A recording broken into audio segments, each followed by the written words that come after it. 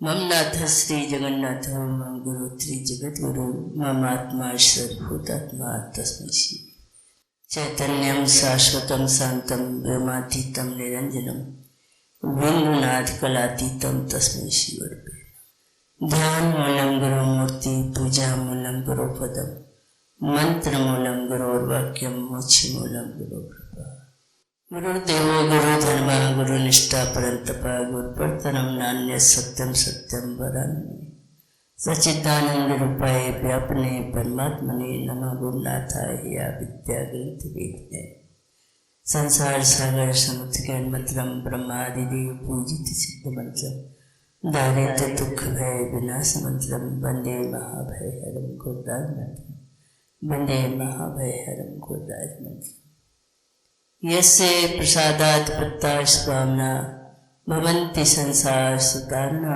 शिवा योगीश्वराणां परमेश्वरं हरि रामलाल प्रभु मिशन हरि रामलाल प्रभु मिशन प्रभु चंद्रमोहन प्रभु मिशमासे श्री सद्गुरुवर प्रभु मिशमासे।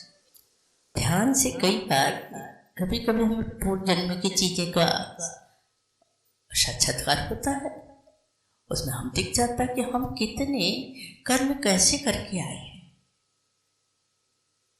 अगर उन कर्मों का कहीं दंड मिलता होता तो पता नहीं क्या होता हमारा।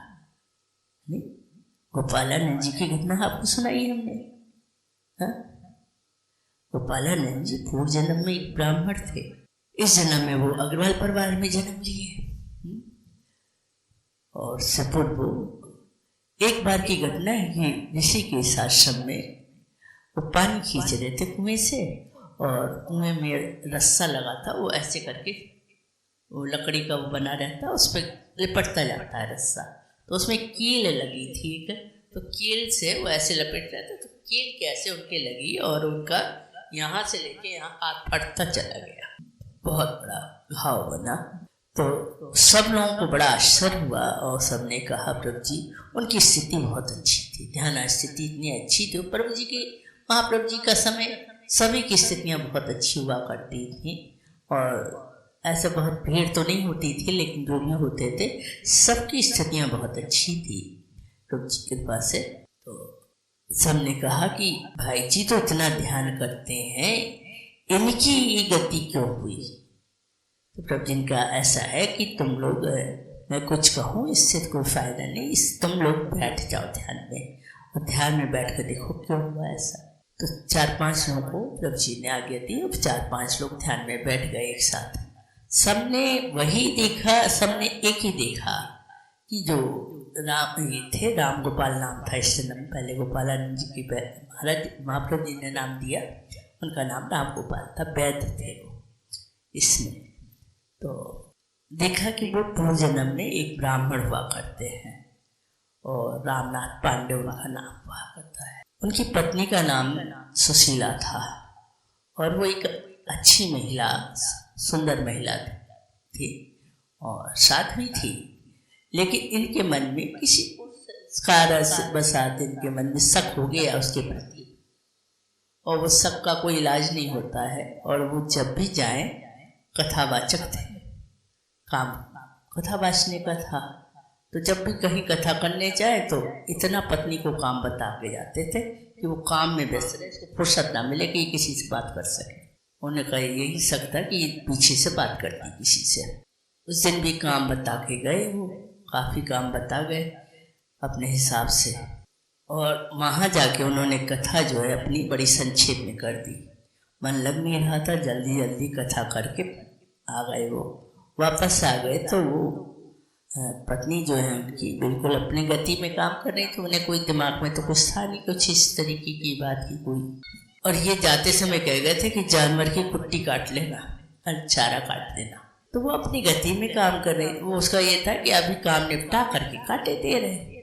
अब ये समय से पहले भी आ गए, वो आते इनके दिमाग में भरा था, नाराजगी भरी थी। तो बस आती पूछा कुट्टी कट गई? बोले, उसने कहा नहीं कुट्टी तो नहीं कटी, अभी अभी काटे देते हैं, अभी कपड़े धो रहे हैं। कपड़े धो रही थी, कुएं पे बैठी हुई कपड़े धो रही थी। और बोले कि आप गए हैं तो अभी आपकी ज़्यादा देर थोड़ी ना हुआ, अभी हमने फिर खाना खाया, खाना करके चौका बर्तन करके कपड़े धोते, फिर कुट्टी काट के जानवर को डाल देंगे। अच्छा, तो बोले अभी तेरी कुट्टी नहीं कटी, और उठाया गड़ासा, वहीं रखा था गड़ासा, उठा कर ला मैं तेरी कुट्टी काटे देता हूँ।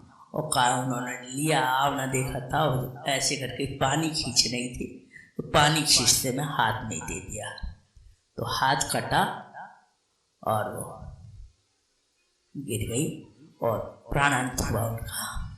तो अब देखो वो घटना पूर्व जन्म में उनका जब उसका प्राणांत हुआ तो इनको भी प्राण दंड मिलना चाहिए भाई, किसी का इनके कारण से तो गया प्राण।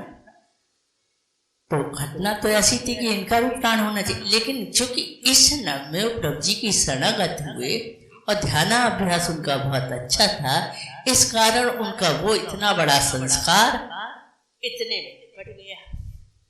हुआ कि नहीं?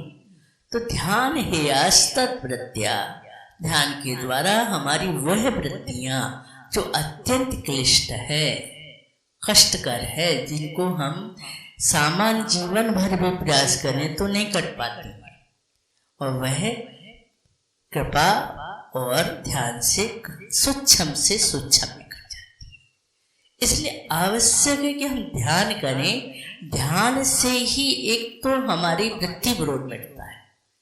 ये वृत्ति विरोध है ना आपस में, ये वृत्ति विरोध बिना ध्यान के मिटेगा भी नहीं, क्योंकि हम वृत्ति को समझ ही नहीं पाते कि इससे फायदा क्या है, इससे नुकसान क्या है।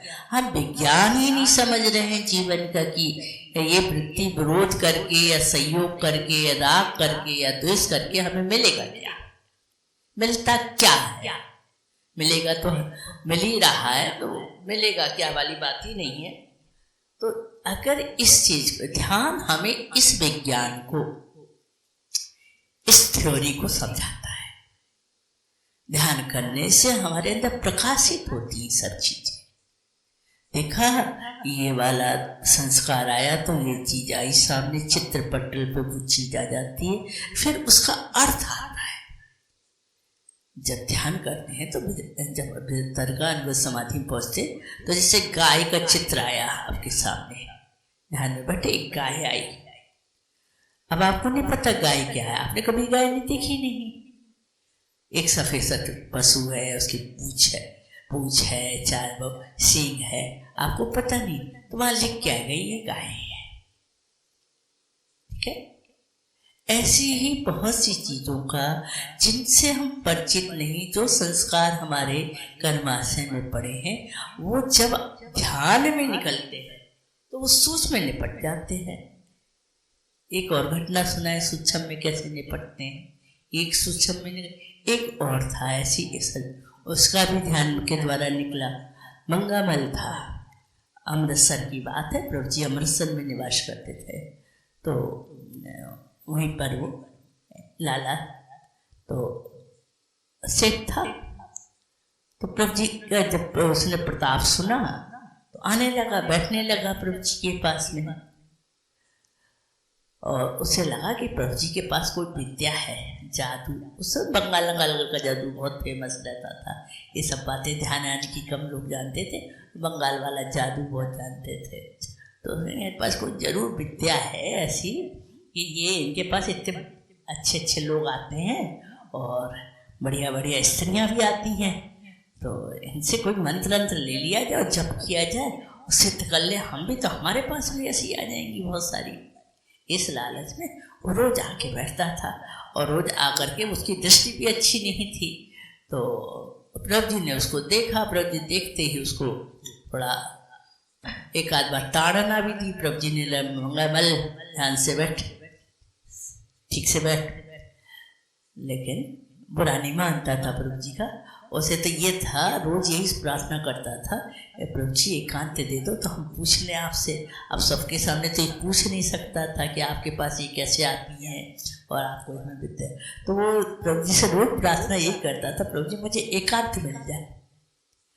प्रभु जी तो प्रभु जी हैं अंतर्यामी, तो उन्होंने उसको मन की पूरी कर दी। एक दिन उसे एकांत मिल गया। अब उसने बात रखी, उसने कहा प्रभु जी हमें भी ऐसी विद्या दे दो जो आपके पास है, जिससे हमारे पास भी और लोग आने लगी और हमारे पास भी ऐसी भीड़ जुटने लगे। तो प्रभु जी ने उसको झड़का। प्रभु जी ने कहा चल हट, यहाँ पे मेरे पास कुछ ऐसी विद्या नहीं है। बोले नहीं आपके पास विद्या तो है, आपके पास कुछ है तो तब तो आपके पास इतने लोग आते हैं, अच्छे लोग। तो प्रभु जी जब बहुत फिर प्यारी पकड़ ली उसने, तो प्रभु जी का छल्ला लिख देते हैं। तो एक कागज मंगा के प्रभु जी ने मंत्र लिख दिया उसको और कहा इसको पढ़ना नहीं है भाई, इसको जाके बक्से में रख लें, जब मैं कहूँगा तब पढ़ना। अब इतनी बात तो मानते ही थे, इतने लंबे समय से आ रहा था, रोज नई प्रभु जी की कृपाएं देखता था, घटनाएं देखता था, तो वो इतना तो से था ही कि प्रभु जी ने जो कहा वो पूरा करना है। तो उसने जाके बक्से में रख दिया और जैसा वो चाहता था वैसे ही हुआ। उसका एक लौहर की स्त्री से संपर्क था, वो स्त्री वैश्या थी, तो उसने वो भी प्रार्थना प्रभु जी से की, क्योंकि एकांत बात इसलिए करना चाहता था, ऐसी बातें करनी तो प्रभु जी से। तो उसने कहा कि प्रभु जी वो मुझे मिल जाए किसी तरीके से। जिनका है देखा कि भाई इसका है। फिर अब इसके थोड़ी दिन बाद, 2-4 दिन बाद एक पत्र आ गया उसका, और उसने लिखा था कि तुम 300 रुपये लेकर के आ जाओ और मैं फला अगले को रुपए दे दूं और फिर सदा के लिए तुम्हारी होकर के तुम्हारे साथ आ जाऊंगी। अब तो बड़ा खुश, क्योंकि इसको तो मनमानी चीज मिल गई। अब ये इस उतावली में इसने प्रभु जी के पास भी नहीं गया और चल दिया, 300 रुपये लिए और चल दिया। ट्रेन में बैठने जा रहा था, संयोग से प्रभु जी भी वहां से गुजरे। तो प्रभु जी ने कहा, ये स्टेशन पे थोड़ा खड़ा था, तो प्रभु जी का मंगामल कहाँ जा रहे हो? तो उस समय तो वो अपनी दूसरी धुन में था, तो उसकी बड़ा चोट लगी। क्या है आप लाला मंगल कहते ना, लाला जी कहते ना, सेठ कहते हो, मंगल लगा दिया पंडित जी, क्या कहते हैं? प्रभु जी का अच्छा ऐसा है, कहाँ जा रहे हो तुम? तो बोले अरे प्रभु जी वो आपने कहा था वो हो गया काम मेरा और मैं जा रहा हूँ। प्रभु जी अच्छा, बोले हाँ उसका पत्र आया, उसने ऐसा कहा और मैं जा रहा हूँ। प्रभु जी का मंगल एक काम कर। बोले क्या? बोले कि अब जाके तू बक्से से कागज पढ़ ले जा करके, फिर चले जाना। अब वो पहले ट्रेन में बैठ गया, फिर जा करके अब बैठा सोचता प्रभु जी ने कहा है पढ़ ले, नहीं तो कहीं कुछ और गड़बड़। नहीं बैठा नहीं, वो पहले गया। पढ़ के जब उसने देखा तो जो उसका पत्र आया था प्रभु जी ने वही लिखा था। प्रभु जी ने लिखा था वो तुमसे 300 रुपये लेकर के तुम्हें बुलाएगी लाहौर और फिर रात में छुरा घूम के मार देगी तुम्हें। अब ये बड़े परेशान कि 300 वाली बात सही तो छुरा घूमने वाली बात सही, अब क्या करें? लेकिन वो ही संस्कार प्रबल होता ना, नहीं कामी को फिर कुछ नहीं दिखाई देता उस समय। तो वो सोचता है, वो कहता क्या है कि मरना तो है ही एक दिन, अरे उसके हाथों मरूंगा तो कुछ शांति मिल जाएगी। उल्टी बात सोचेगा तो जहां जिसका राग होता है उसे वहीं पे सब कुछ दिखाई देता है। तो उसने यही कहा और उसने चल दिया, ट्रेन में बैठ गया। अब ट्रेन में बैठा क्योंकि प्रभु जी ने एक लाइन और लिख दी थी उसमें ये लिख दी थी कि चूंकि तुम प्रभु जी की शरण में आ गए हो इसलिए तुम्हारी रक्षा हो जाएगी। देखा, प्रभु जी की शरणागत होने से उसका ये संस्कार बन गया, नहीं तो जाना था मरना था उसे, लेकिन शरणागत में उसका संस्कार बन गया था। तो अब वो ट्रेन में बैठा सोच रहा कि मैं जाऊंगा तो मारा जाऊंगा, और जीवन से सबको बड़ा मोह होता है। इससे अच्छा तो चलो भैया उतर लो, उतर के प्रभु जी के पास चले और प्रभु जी की चरणों में प्रार्थना करेंगे, प्रभु जी कोई रास्ता निकाल देंगे, वो भी मिल जाएगी और ये भी हो जाएगा। मरने से अच्छा तो मरना तो कोई चाहता ही नहीं। और वापस आ गया प्रभु जी के चरणों में। फिर प्रभु जी ने ऐसी मति बदली, थोड़े दिन में ही उसकी, पहले तो यही कहता रहा प्रभु जी कोई रास्ता दे दीजिए, प्रभु जी बोले अच्छा ध्यान में बैठ जा।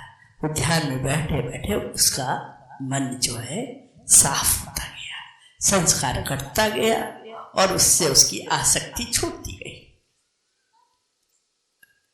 इतनी आसक्ति छूट गई कि अब उसको वो अच्छी भी नहीं लगती थी। और एक दिन वो फिर ध्यान में बैठा हुआ था और अच्छी ध्यान स्थिति, मतलब एक दो दिन बैठा रहता था ध्यान में 8 घंटे।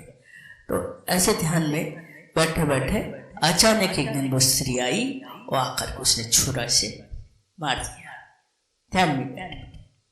तो ध्यान में जब मारा तो ध्यान में मारा था, लेकिन वो उसका निशान जो है ऊपर भी, इस शरीर पर भी इतना सा लाल होकर के आया।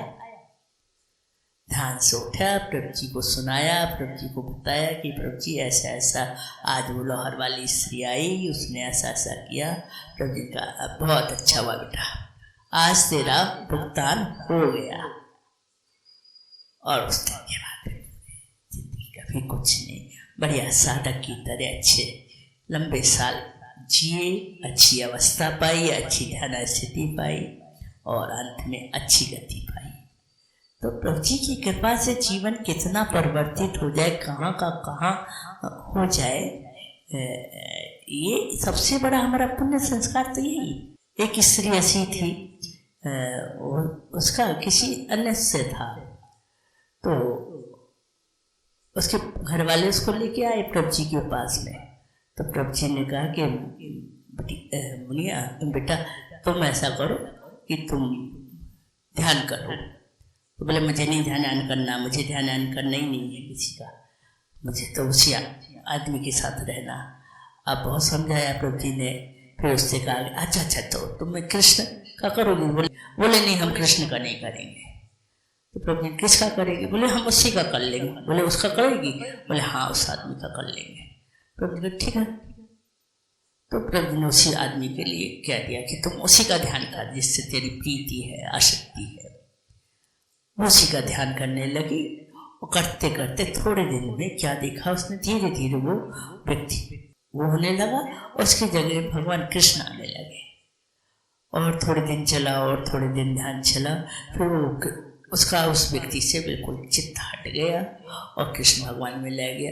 अब एक दिन प्रभु जी ने पूछा, बोले उसका ध्यान कर, बोले अच्छी चीज उसका कौन ध्यान करेगा प्रभु जी? यथा अभिमत ध्यान द्वा भी कई बार प्रभु जी अलग अलग साधकों को अलग अलग ढंग से करा करके उस संस्कार की निवृत्ति करा देते हैं। सूक्ष्म में नहीं, वर्षों लग जाए आदमी को ठीक होने में, और प्रभु जी उसी संस्कार को कितने समय में कृपा करके, यही कृपा है। यही हम न जाने किन किन गलियों में फंस जाते क्या होते, उनकी कृपा से आज हम साफ सुथरे राजमार्ग पे हैं।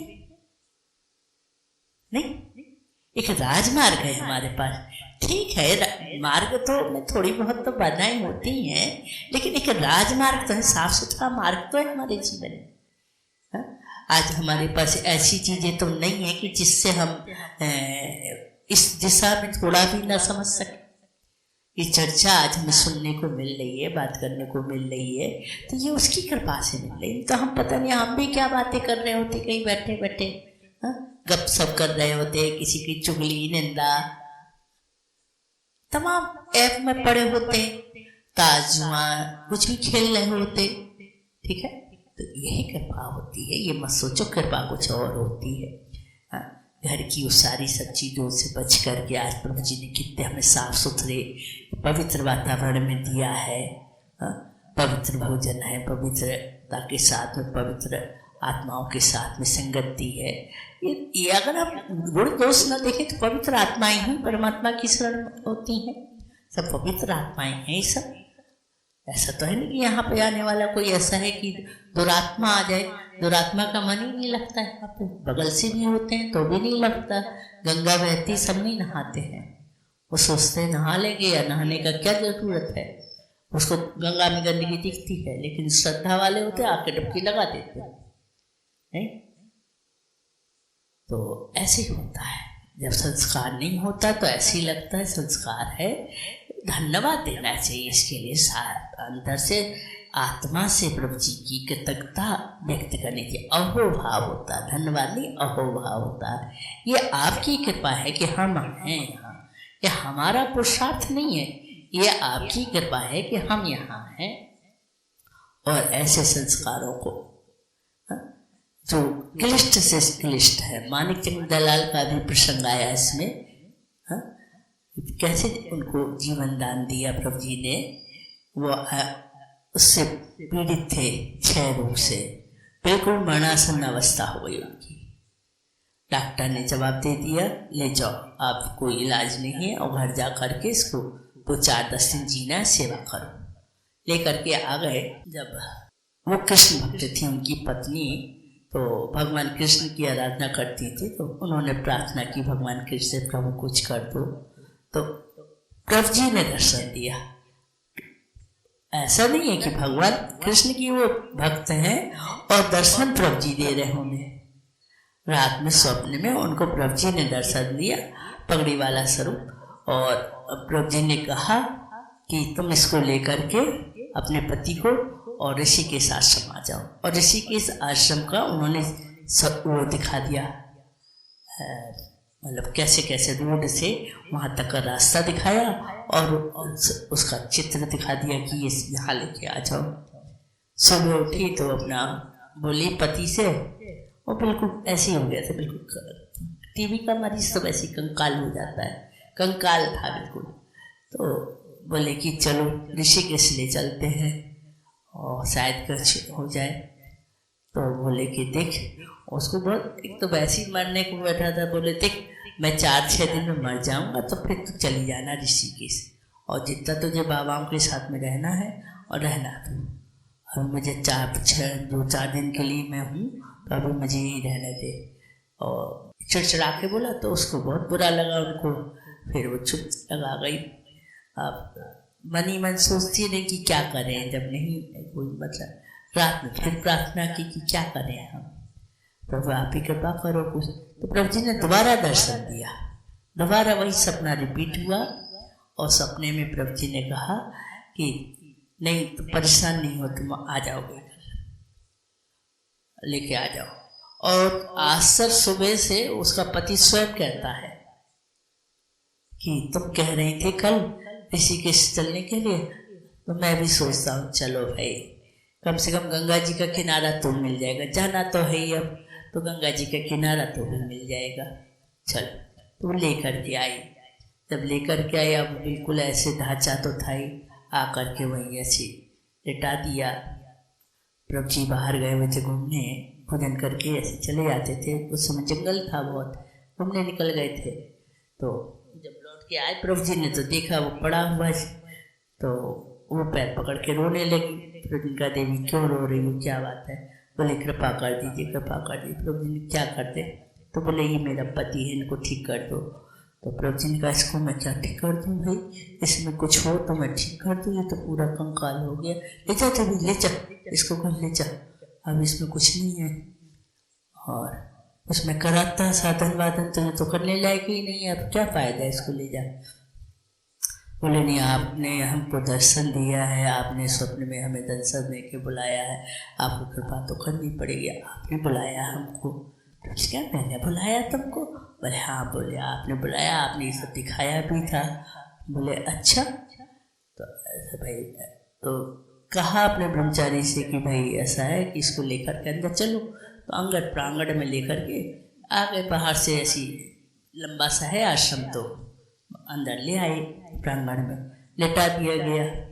प्रभु जी कच्छ में चले गए अपने। प्रभु जी ने कहा वहाँ से कि इसको जो कुछ खाना हो खिला दो, इससे पूछो क्या खाएगा।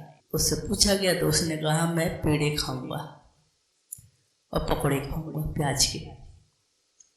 अब प्याज के पकौड़े और पेड़े दोनों ही जहर, लेकिन प्रभु जी ने कहा कि इसको खिला दो। कहा कि इसने ऐसा कहा तो बोले खिला दो, तो बाजार से पकौड़े और वो खिला दिया गया।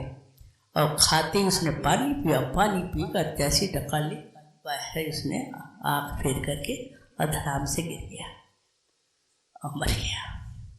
मतलब उसके प्राण पखोड़े उड़े से ही गए, मतलब मतलब हो गया, उसका संस्कार था मरने का, तो संस्कार ही था उसका।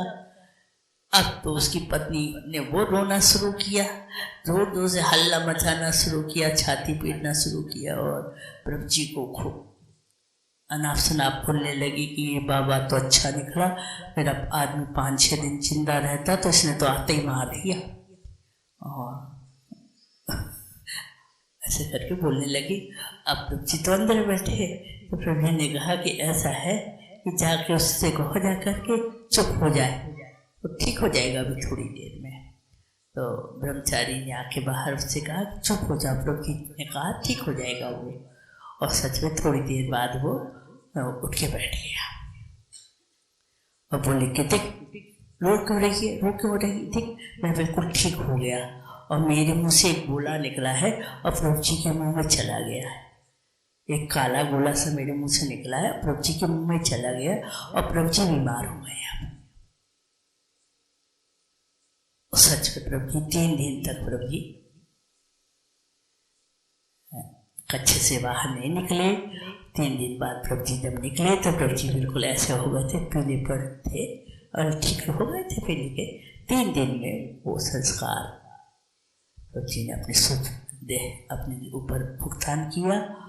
तो ये घटना ऋषिकेश में घट रही है, और हमारे गुरुदेव भगवान योगी रंजन मोहन जी महाराज अमृतसर में, ठीक है।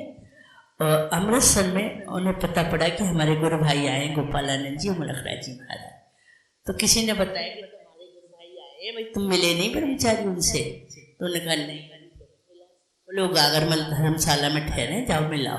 तो जब वहाँ पहुँचते हैं हमारे गुरुदेव, तो उन्होंने देखा कि गोपालानंद जी ध्यान में बैठे, और ध्यान में उनकी आँख से आंसू बह रहे हैं खूब, और कहते जा रहे प्रभु आप ही आप हैं, प्रभु आप ही आप हैं, आप ही आप हैं, ऐसे करके रो रहे हैं खूब, और बस ऐसे कहते जा रहे आप सर्वशक्तिमान हैं। और जब उठे ध्यान से तो उन्होंने पूछा भाई जी आपने क्या देखा ध्यान में, आप क्यों ऐसा कह रहे थे आप ही आप हैं, आप ही आप हैं, क्या देखा? बोले ब्रह्मचारी तुम्हारे बस तुम्हारे बताने की बात नहीं है।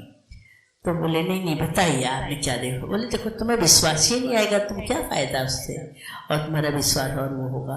बोले ऐसे कह, तो उनका नहीं आप बताइए। तो क्योंकि प्रभु जी उस समय हमारे गुरुदेव भगवान जो है दीक्षा ली थी, मतलब थोड़ी समय हुआ था, 1 महीने 2 महीने हुआ था शायद प्रभु जी की उसमें आए हुए, तो उन्हें प्रभु जी की ऐसी लीलाओं का वो नहीं हुआ था अभी परिचय।